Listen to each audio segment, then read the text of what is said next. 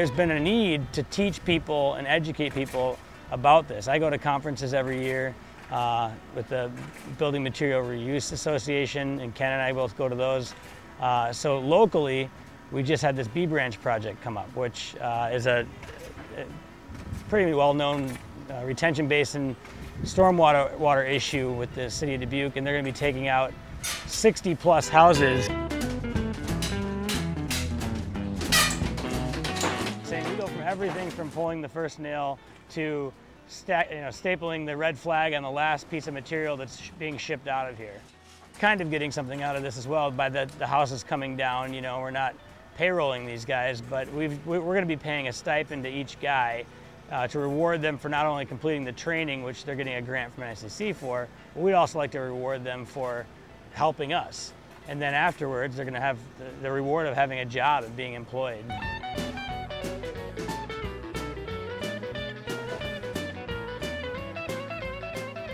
My brother called me, and he told me they were having interviews for this sort of thing, so I went down, filled out an application, got interviewed. That Monday I was called.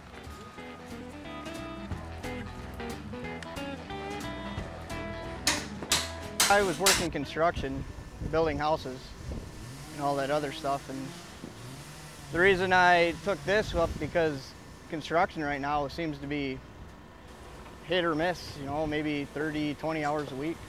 The key is these guys are learning that this stuff has value, and a lot of times they don't see it that way. They just say, okay, where's the dumpster? We'll put all this stuff into a dumpster. Because usually they just tear down the house and throw everything into the landfill, but a lot of this stuff is going to be reused, and that's great. You know, it creates jobs for one.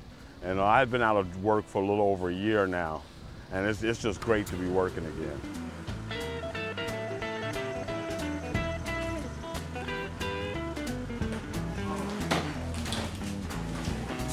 Starting with this house, I've realized that construction back then was built more to sustain longer than it is nowadays, it seems. I truly have a passion for saving these old fixtures, the lumber, everything. See, some of these guys around here are just black from head to toe with dirt and debris and insulation, and it's a hot, nasty day.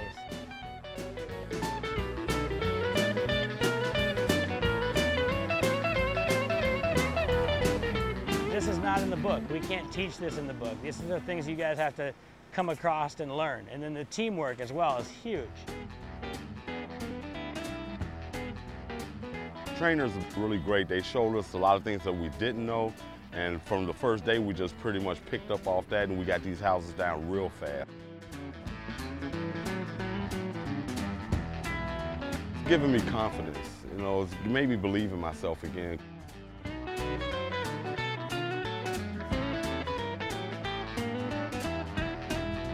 Keeps it out of the landfill. You know, the landfills fill up so quickly now.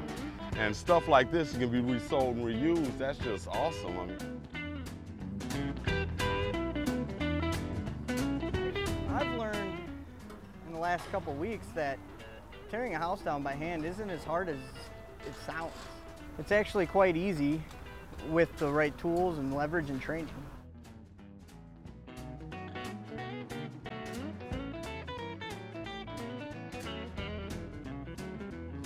It's hot, it's nasty, it's sticky, and they're tearing down plaster and insulation on top of themselves and smiling at the end of the day. So that's the big success, I guess.